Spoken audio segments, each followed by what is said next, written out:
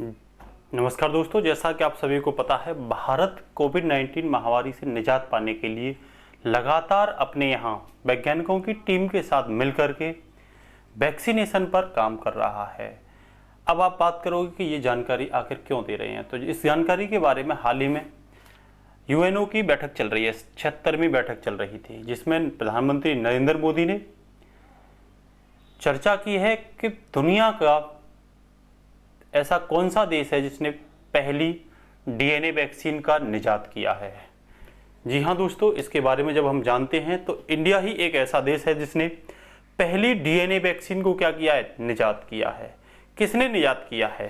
तो देखो, आप ये देख रहे होंगे, ये यूनाइटेड जनरल असेंबली की बैठक चल रही है, जिसमें हमारे प्रधानमंत्री नरेंद्र मोदी स्पीच कर रहे हैं। और इस स्पीच में इन्होंने साफ बोला है कि भारत जो है वो दुनिया का ऐसा पहला देश है जिसने डीएनए वैक्सीन को क्या किया है, निजात किया है, मतलब इसका खोज किया है, बनाया है उस वैक्सीन को।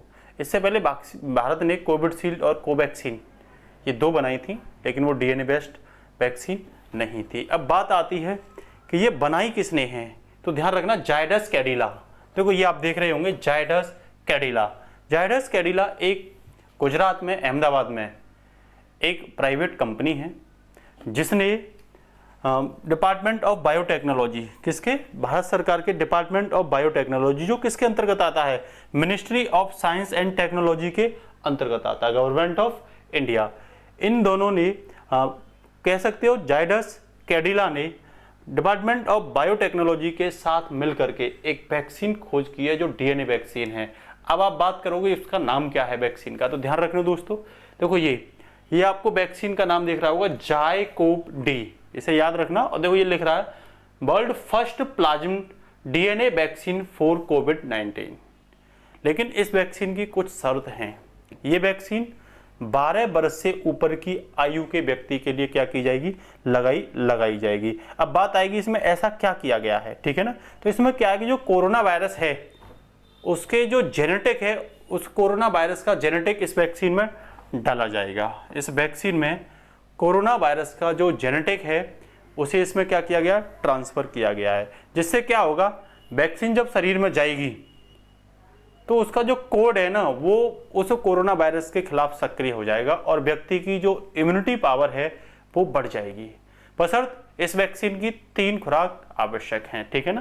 पहली खुराक जैसे मान लो फर्स्ट डे लग गई, तो सेकंड जो खुराक लगेगी वो 28वें दिन लगेगी, और जो तीसरी खुराक लगेगी इसकी वो 56 डे, मतलब 56वें दिन पर जाके लगेगी, ठीक है ना।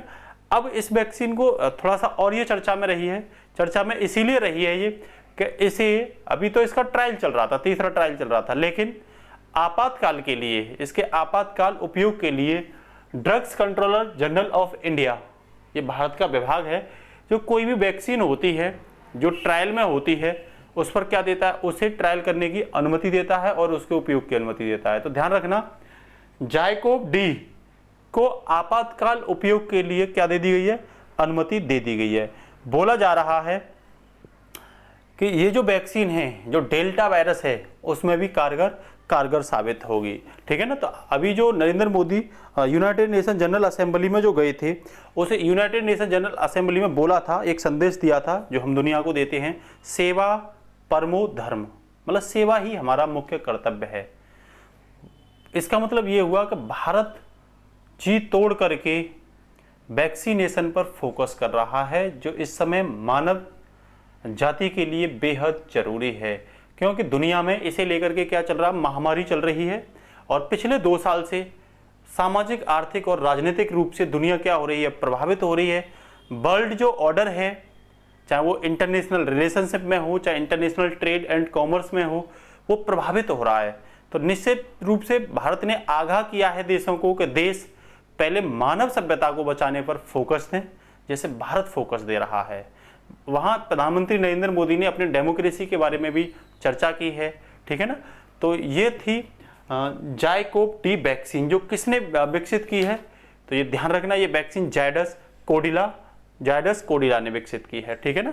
ये कहाँ की कंपनी है, ये अहमदाबाद की कंपनी है। तो ये कभी भी एग्जाम में पूछी जा सकती है। थैंक यू दोस्तों।